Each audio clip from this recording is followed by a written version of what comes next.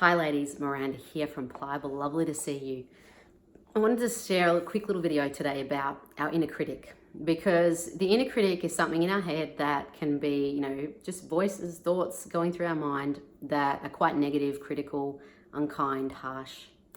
And a lot of us have quite a loud inner critic. You may not even be that aware of it, because a lot of people I speak to don't even know that they really have one. But if you start noticing the thoughts going on in there, you actually will start noticing that it might be quite harsh in there.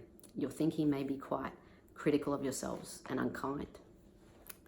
And I just want to tell you a little thing about this, in that we often think that we're going to get really motivated and we'll then change if, we hate the place that we're in, we hate who we're being right now, we hate what we're doing. So if we beat ourselves up, get annoyed about, you're a fat loser, you're, I'm eating this certain way, I hate what you're doing, hate where you are, let's move from this. Then we often think that we'll then be motivated and we'll then, change. And sometimes, look, you may be able to get out of that place for a small time, change for a small amount or for a short time. But a lot of the time it doesn't actually work, and you end up going back to the same place you hate and staying there for a long time, if not forever. And I want to tell you why that is and give you a bit of awareness about this.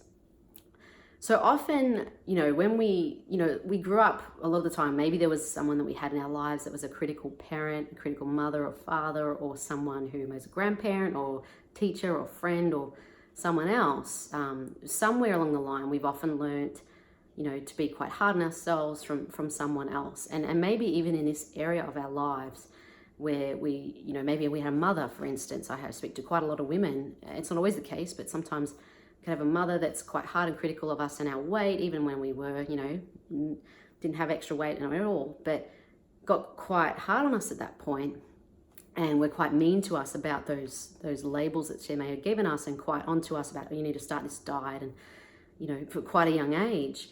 And because of that treatment and those words and those labels, often then they just start identifying and seeing themselves as this, failure in this area, or as someone who's a loser, or so fat or ugly, or just can't do anything right with their dieting, and will never be able to get out of this problem, this issue.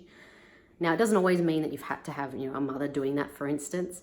I know my mum never did that, never felt that shame, body shame from her, or eating shame and things from her at all. But, often we will learn some critical thinking, critical way of talking to ourselves from someone in our lives and people in our lives. We just won't feel enough or lovable or great enough in somewhere in our lives. And so we internalize it and start having this inner voice that then is beating us up inside. And we don't need that person to be saying it anymore. Like, we are doing it within ourselves.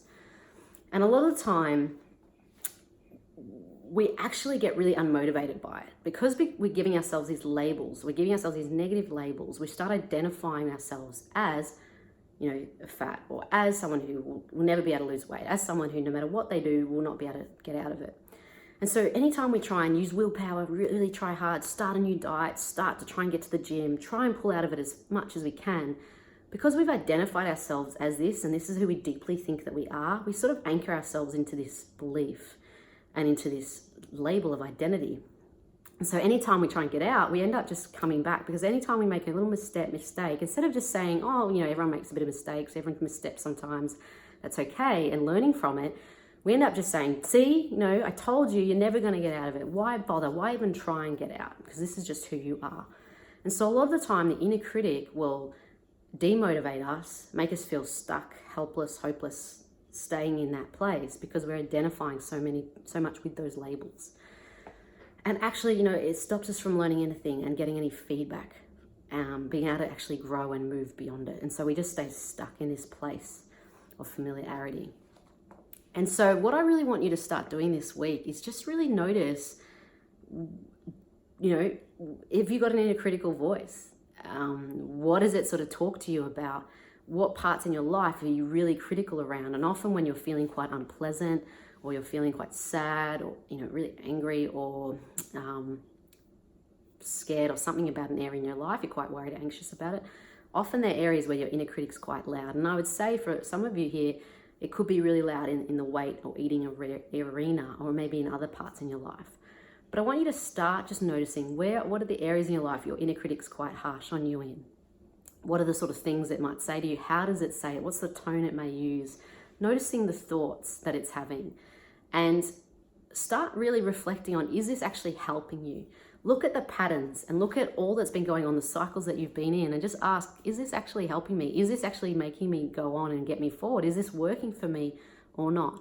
Because so often we stay stuck doing something, but we actually don't think about whether it's helping us or not. And so that's a really helpful thing, just to bring some awareness around it.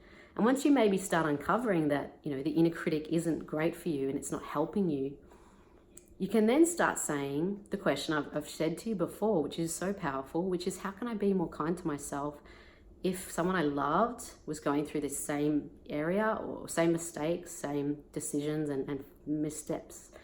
How would I treat them? How would I speak to them? And give yourself that same love and treatment, because a lot of the time we think, I don't really want to do that because it's going to stop me from moving forward. But if you can hopefully look at this and explore this, you'll see the inner critic isn't moving you forward. It's actually that self-compassion and love that is going to move you forward instead.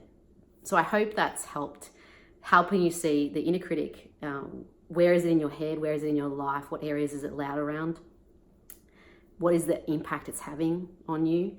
And starting to explore self-compassion and being kinder to yourself, and see what impact does that have on you. And love to hear your thoughts, your feedback, how that works for you this week. Anyway, girls, hope you're well, and I can't wait to speak to you soon.